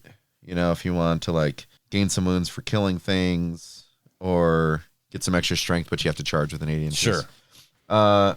So Karn still has Gorechild, so he went up to strength 6, right? Yes. From, I think he had 5 before, but he's at did. 6 wounds. Hits on 2s. You can't change that. You can't change his weapon skill, which is great. His Betrayer ability before it used to be like you would do damage to things within 6 inches. Now it's only within 3 inches. Yeah, so you they can took a actually little keep away. things, within, like they could be like toe in on his aura, but not get obliterated by him. Yeah. Which is not as fluffy, but whatever. So he still has his pistol, 1 shot, strength 8, -3, 2 damage. And if he rolls a 1, he suffers a mortal wound. He doesn't blow up. He just suffers a mortal wound. Yeah. Not bad. He's got his 4-up save. He does have his double attacks. So, and he has Corn. So the Mark of Corn is +1 strength when you charge. Yeah. So if he charges in, he's at strength 7 with 7 attacks, and he'll attack twice, right? Not bad. If you got a priest towing in with the Banner of Rage, he's up to a Corn number of attacks at 8, attacking twice. Wow. I wonder if they Yep. thought about that. They might have. I'm not going to say so, but they might have. And, oh, God, I love this guy. He's so good. Ignore any or all modifiers to weapon skill characteristic, and ignore any or all modifiers to the hit roll. Yep. So when I'm we- lightning fast. I don't care. When we say 2 up, we mean 2 up. Yeah. All right, cool. I'm going to activate, the stratagem, so I -1 to hit in melee. All right. So on 2s. Yeah. So, well, whatever. You did good. That reminds me of a episode of Scrubs where like Elliot, the blonde girl from Scrubs, if you haven't seen it, older show, girl goes and like flashes some dude and like starts his heart again, and like it starts curing people because he's showing her breasts. And then there's this guy who's like flatlining, and Dr. Cox is there. It's like, all right, let's call it. No. He's like, they're like doing life-saving techniques, and he's like, okay. She comes in and she's like, hold on a second, and then she like flashes the entire room, and he goes, Right. Time of death is Oh, that's the feeling there. yeah. I'm -1 to hit. Right. Yeah. So twos. Okay, so hitting on twos. So Khorne Berserkers, oh man, they're up to 5 attacks base, 6 on the champion. Their chain blades are now just chain blades. You don't have this weird chain axe, chain sword combo. So woe is me. I've modeled all of them with that, which is 2 boxes of Berserkers to get 10. To get It's 10 crazy. of them. Yep. So yeah, it's just chain blades are now strength user, -2 AP, 1 damage. They have their chaos icon, which gives them another AP. So they're going to be rocking it -3 AP, throwing a CP. They're -4 AP. Let's just do it. And Jesus. they can have, and then of course they have the mark of Khorne as well. So when you charge in, they're strength 6. So frankly speaking, when you charge them in, even with Armor of Contempt, they're only saving on 6s. Yeah. And it's only, I mean, not only, but it's damage 1. So we don't have this like weird interplay with like the Nurgle stuff. It's just here's a volume of attacks. Yeah. But you have a unit of 10 that'd be like what? 51 attacks, but then you charge, so each one gets additional attacks. So it puts you at 61 attacks. 61, yeah. Strength 6. So you'll actually be wounding Death Guards on 3. Death Guard units on 3. AP 4. Damage 1. Ow. Yeah. Yeah, they're going to do work. They're going to do work. And they saw their pistols. Yeah. Who knew? I mean, it's great. I love it. I think it's going to be fantastic. If this is just a hint of what's to come, oh, man. Yeah. Chaos looks like it's getting the buffs it needed. Yeah. So, yeah, it's a good thing. And, as much as I hate to say it, I am looking forward to looking at that battle tome and comparing it to their vanilla brothers, the Space Marines. Yes. And seeing how bad they've gotten due to the power creep. Yeah. And I don't mean power creep in a bad way, but I mean just how the game has evolved since that book came out. Yep. And, oh boy. So, yeah. So, the really good White Dwarf, oddly, very strong White Dwarf. I think so. I was glad to see it. Okay, so now the Huffalump in the room, which is Horace Heresy. Now, we're not going to dive deeply into this. We're going to give some overview thoughts. Wow. Wait till after dark when I say an adjective in front of wow. That might begin with an F. I'm just saying. The game looks really smooth. Yep. Honestly, if you boil it down to what it is, it's 7th plus, really. I mean, it's the old edition of 40K, kind of what the 30K rules were. The wording is so much cleaned up, clearer. Intentions are far better put out. And they have a very specific call out, and I'm going to try to find it real quick. Nope, that's the most important rule. The spirit of the game. Nope, that's not it. Well, actually, that was the kind of thing I wanted to call out. They have a little box in here called the spirit of the game. Yeah. And it's basically, look, there are so many units in 30K. There are so many interactions.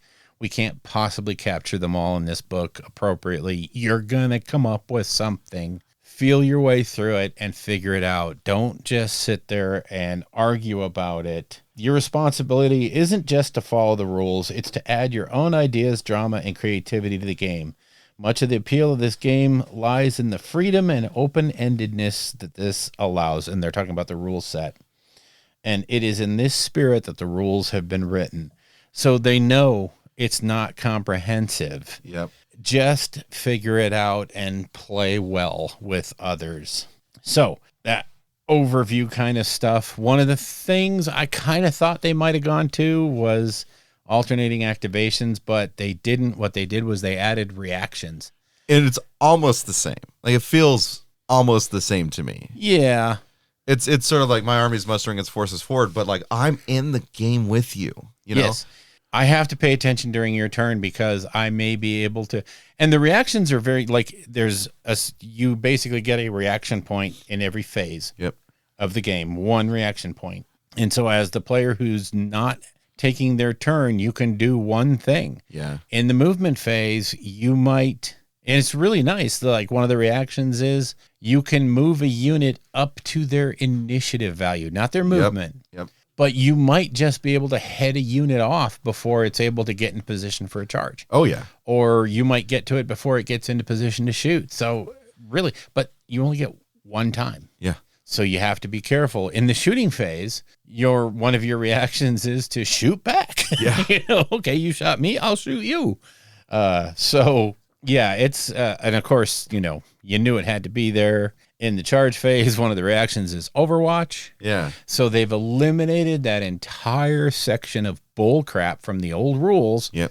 That covered Overwatch. Now it's simply a case, and honestly, it's a lot like Age of Sigmar. Yep. It's it's just shoot at your normal ballistic skill. Yeah. That's all it is, which makes sense, right? They're charging me. For some reason, I can't hit for shit. Yeah, for some reason, I can't hit permanently. them. Really? Yeah. No, this is how it should be. We're Space Marines, for goodness sake. Yes, exactly. Now, part and parcel to the old rules, templates are back. I swear to God. Okay, I do dig it. I know I say this is so stupid, but in reality, the templates were a really neat way to show area of effect weapons that we've kind of lost in all the game systems now. So it is kind of neat to have them. However, I still remember the idea of transporting all of these. And then when they came out with the Armageddon folding templates, I was like, oh, it only took you 20 years to come up with that idea. So yeah, pie plates are back. Curse everyone in the world for scatter dice being back. And people, I'm going to say this right now, okay? If you roll the scatter die, okay, number one, when it hits the table, don't freaking touch it. Yeah. Number two, roll it near whatever is being scattered, not on the very edge of your side of the board so that you can cheat like a little scatter dice and me go way back. And for the love of God, play the scatter dice realistically and honestly. Don't try to be a jerk. It's very inaccurate. There's going to be issues with, are you directly on that line? Get a damn laser line projector from Army Painter. They cost less than $10 and use that to figure out where your scatter dice ends up. Yeah. And anything else that you do is cheating in my book. I'm serious. I have seen people be like, oh, the scatter dice is pointing northeast, and they move their ion grenade due south. And they're like, well, no, actually, if you look at it, it's kind of pointing that way. No, it's not. Shut up, you loser. I mean, with having played like so much Necromunda since I got into Necromunda, like I have a high tolerance for it right now. Mm-hmm. I do like scatter. I just love how dynamic it is, Oh, I like how it's not everything is perfectly balanced and everything. When I throw a grenade, it hits or it doesn't, and there's no consequence. And I love it when you throw a grenade or you throw a void grenade and the scatter die comes down and it comes right back at you, or it hits your warlord and you're like, what the hell? And it bounced off of something. It literally hit a lamppost and bounced. Get over it. It's awesome, man. It's part of the narrative and part of the kind of funny that this game entails, even though what we're dealing with isn't funny at all, but it's kind of comical when stuff like that happens. Or sometimes you might find yourself throwing a grenade far farther than any Space Marine should. But yeah, it's fun. I'm excited. The kits have been, Spartan aside, pretty enjoyable to put together. Nice. The Tunyu Praetors are pretty smooth. The thing about the Spartan is it's so much. There's so many pieces to it, and it feels like at times maybe more than there needed to be is kind of the thing. Just like building the frame takes so long. Yeah, and it's the old kits. It's each side of the for the tracks is a separate assembly that honestly could have been made out of one big bulk piece. Yeah. But, there's also the reality of plastic and what have you. So, yeah. Yeah, I mean, it'd be like printing terrain. Yeah. Per thing. It's massive. And I get, some parts, but like I don't mind the treads. Actually, like putting the treads on, I find to be quite enjoyable. Yep. But like the actual frame, because you have to build two frames and put them together to make the frame for the tracks to go on. That took forever. It's like the Land Raiders and the old, I'm seriously looking forward to later on today going out to the shed and getting out all my drop pods and getting out all this stuff that I can now use. Oh, I'm so jazzed. And the old speeder bikes, the old speeders, land speeders. Yeah. Oh my God, I cannot wait. I want the bikes. I need the bikes. Well, speeders too, because white Yeah. scars. Yeah, white scars, you need speeders. Because white scars. And I've watched some games. It feels so much quicker. Yes. So much more efficient. Probably because there's like no rerolls. And yeah, that's one of the big things that stood out to me was, there's hardly any rerolls in this game. And when you get them, they're huge. That's big. Another thing that I think is there's no stratagems. Yeah. There's nothing there that's going to artificially bake the turn longer. You're literally playing Space Marine on Space Marine. We know what you're going to do. We've fought alongside you for so long. We know your tactics. We know what's coming up. So I like that. I like how morale works in it too. Yeah. Morale's so fun. It's if you fail morale, then your unit moves D6 inches towards your board edge. Yep. Like they literally just flee. And while that happens, your opponent can attempt to cut them down. You betcha. Right? And this game has the old stuff where you compare like weapon skill to determine how you hit. I kind of like that, like conceptually, because it's like I'm much more skilled with a sword than you are, and so I'm more likely to be able to get through my hit on you. Yep. So it has just like sort of interesting concepts that go through there. Yeah, it's it's funny. I still remember the old tables pretty much. It's even up is 4 up, and then you just modify from there. Yep. So for every one you're higher, you subtract 1. For every one you're better, you add 1. So, or worse, you add 1. So yeah, it's kind of nice. It literally looks like, 7th edition with very much cleaned up, a lot of the stupidity taken away, and force org charts, and the simplification to the force org, it really plays strongly into the 30K motif. These things were organized a certain way, and this is how they do it. And then when they broke down each faction in the Liber Astartes and the Liber Heretica, they show you what each legion did that was a little bit different from everybody else. So I think it's going to play fast. I think it's going to play well. You got to expect a very bloody game. Yeah. This is not a game where, I'm going to have a Death Star. This isn't going to die. No, everything dies.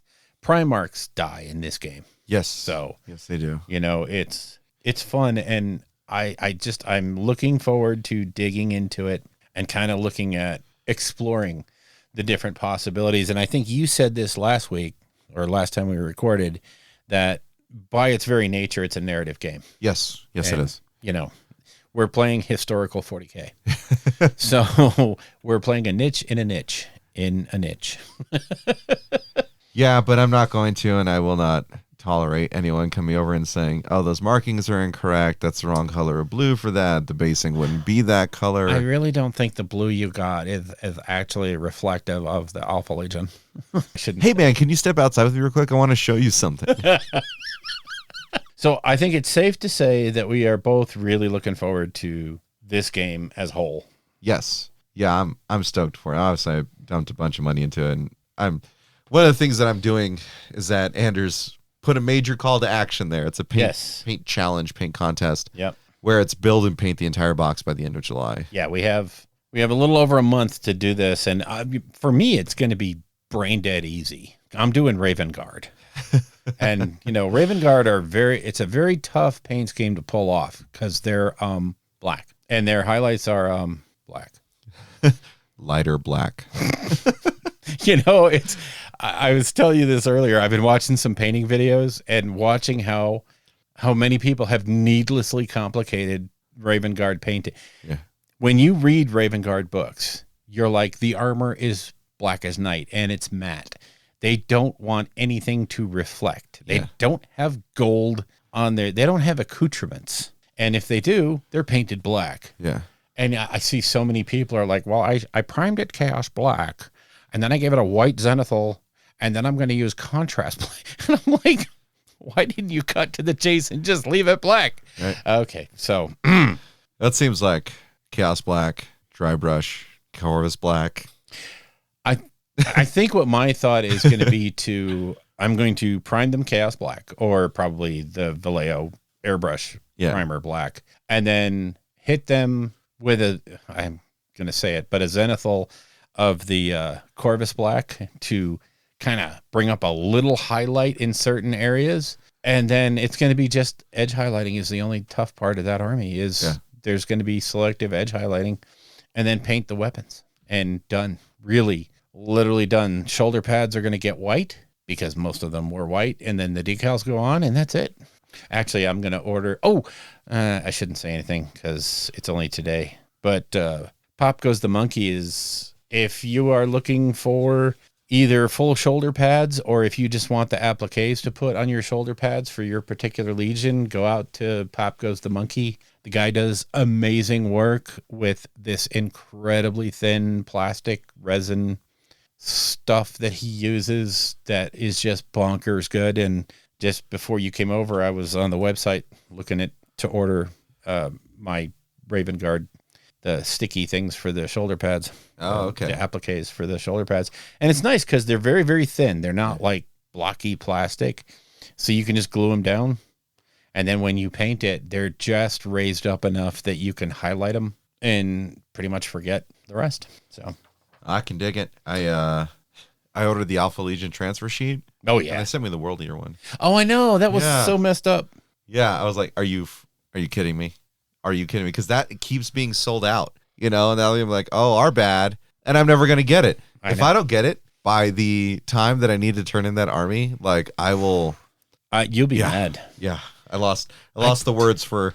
I don't know. Our PG rated. Remind me. I will podcast. Look and see if I have Alpha Legion. I don't know if I do, but if I do, you can take it. It's little sore point there. I can imagine. Yeah. I was like, here I was going to crank these guys out. And granted, that is always the last step. The last step for me is that little boop on there. Yep.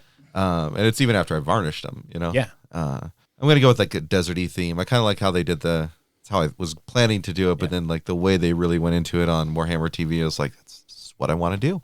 Yeah. I even got to the point where, so I bought the Leviathan. Oh, yeah. Achillean Leviathan, a whole separate pot from the one I keep. And then I bought 2 things of contrast medium because you do 2-to-1 on the Achillean. I got a giant bottle. It's usually used for like vape oil and all that. And I'm just going to mix it all in there. Pour the Leviathan in. Yep. Pour the medium to full. Pour that in one more time. Yep. And then I'll be shaking that guy, You squirting it on the palate. You betcha. And it's just the exact mixture that I'm going to need. Nice. That way, because I was when I was doing my tester, I was like doing it as I was going. I was like, this takes forever. Yeah. It's like if I could just squirt. Let's get it done. Much easier. Yep. I hear you. I'll power through it. Big time. I like it. I see a note here on our show notes, Bill, but I haven't heard you scream drop pods yet. I was going, okay. So just as 7th was ending and the new version 8 for 40K, which changed everything, came out, I had decided that I was going to go full scale into a drop pod army. Okay. And so I went out and bought I think 4 regular drop pods and 2 dreadnought drop pods. Nice. And since that time, they have sat in the shed because they have just been so useless other than terrain pieces. There's no point. Yeah. And now I'm like, yay, drop pods again. And, playing Raven Guard, drop pod assault is a thing. Yeah. And anything that can get me in where I need to be faster is gooder because, the rules for Raven Guard are it's a melee army and we need to get in, strike fast, and get out. Yeah. And drop pods are a nice way to get in. So I love their shrouded rule. Oh my God.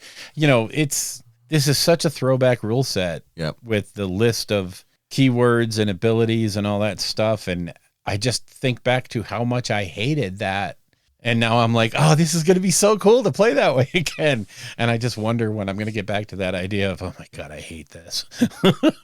I'm hoping it's never. But as long as they leave this rule system relatively intact for a while, which I think they will. I don't think there's a lot. A lot of what's in here is what should have been all those ages ago. Uh-huh. And it's cleaned up to the modern day thoughts Yeah. of how to do things. So I think right now, just from I haven't read it cover to cover, but it looks like it's going to play fast. It's going to play fun. The first couple of games where you're looking up all the different keywords and abilities is going to be a beast. But I think within a couple of weeks, somebody is going to have the app out there for the phones that just has all of the special abilities. Yeah. And it'll be just a quick boom, done. Look it up. You're there. So Yeah, if we can get a Horace Heresy reminders, that'd be great. We're just loaded in, and then it just says, here's everything you need to know for each phase. Yeah, Davis Ford, please get on that. Please. I will say this, is I've been reading through, I haven't really sat down with the rules. I've been like watching videos and looking through some of it, but I really want to like see what they had for the actual lore side of things in the book. It is so good. I'm only 14 pages in. It's taken me a while because it's dense, right? It is so dense, but it just dives into like the complicated history of mankind, trying to even draw like to the point where the heresy would even begin. Like 14 pages in, I'm not there yet. No. You know, it's so good. And it's, I mean, a majority of this book is the lore. I mean, it's 150 pages of lore, I think? it's crazy. Let's see here. I'm in the wrong book. No, you're on the right book. You get to the core rules on page 146. There you go. So, yep. And the other thing I think is really neat is going to be able to drag out all those old scenarios. Yeah. And they're going to need just a little updating to make them shiny and new. Right. Was it the Drop Site Massacre? Oh, God, yeah. Yeah, there's going to be so many like that. That's one of the ones that just like everyone talks about redoing, you know? That to me is an Armageddon style game. 7 or 8 players. Oh, my gosh, that'll be. Okay, enough of that. This is an iOS show, damn it. No, this is a GW hobby show. It's a narrative show, too. Yeah. And this is narrative. It is. AF, you know? It is. I mean, it's not our fault that all they gave us were DoK and FEC updates, and those aren't that good. I'm kidding. I mean, DoK's great. Like, their book is strong for competitive play, but it's so beat to death by now that... Yeah, if you want the DoK breakdown, go to Face Hammer. Yeah. Byron and Russ cover it in great detail as to what's gooder and what's badder. And it's a great book. And honestly, there's not a ton of changes in that book. No. It's updated for 3rd, but honestly, you're not going to see anything there that goes, oh my God, Marathi can do it. And yeah, no, she's old Marathi. And they didn't change the rend. What? You? I know. An addition without a change of rend. That's awesome. Actually, I think now that they've codified her into the 2 models and just made it work, I think the issues that everybody had with her are gone. She's just a very strong piece that you can use to project. She's almost an auto take for Daughters of Cain, but she'll make her money back. Yeah. But she's also not so dominating that the game's over if you bring her out. No. So. Yeah, she's not techless. Right. Like, Techless is oppressive. Yes. Right, on the other side because of what he can do. Mm-hmm. She's real strong, but she's not, like you said, she's not going to necessarily just win the game or create such a negative play experience. You know, like, you can handle her. Yeah. And I think they got the balance real well with her cost versus her capability. Yeah. And, again, we go back to that thing where, like it or not, she's a god. She should be dominating the battlefield a little bit until she runs up to another god. Yeah. And, okay, then it should be a fight. So, anyway, shall we wrap this one up because we've been at it for a couple of hours and go into After Dark? Sounds good to me, folks. Thanks for listening in. It's a fun one. Definitely we'll have more to talk about next time. So expect our fanboy voices to... We'll be in a higher pitch. Oh, yeah. Right? And I'll probably just be shouting about how awesome things are. And you'd be like, I know, but Sylvaneth. And I'd be like, no one cares about trees, Bill. Nobody cares about rats. This is a post-capitalist society. I put out traps for your kind. Yeah. So, we're going to have fun with Skaven and rats Sylvaneth. Literally crap inside of your models. Sorry. Anyway. We have really skirted the PG on this show. Wow. Okay, let's sign off and go to After Dark where we continue that thought. All right, thanks, folks. And now for something completely different. Telling you what. It makes me feel funny. Sorry, I forgot this is a Christian stream, so we need to. Oh, God. You're killing me. Oh, I was just watching one of my favorite atheist ladies on YouTube, and she was like, the 10 common questions that will ask you when you say you're an atheist because they don't know what it means. Yeah. And she's like, oh, God, yeah, those.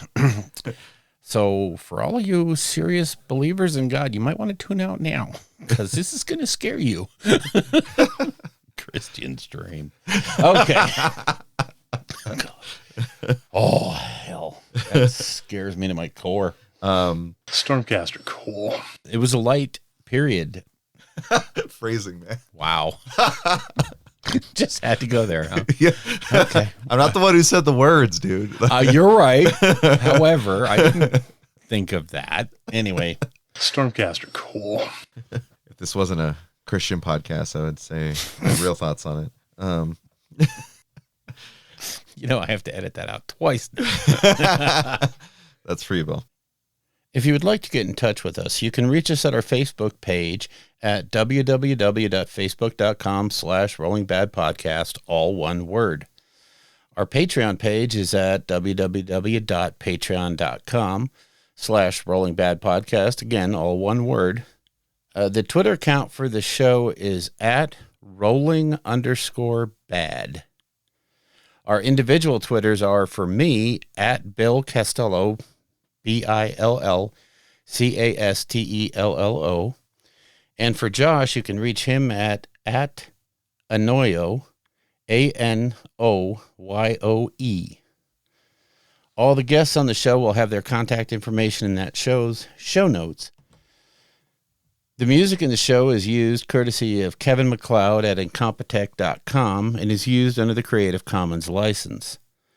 The Rolling Bad podcast itself is protected under the Creative Commons Attribution 4.0 International License. Information for this license can be found at creativecommons.org.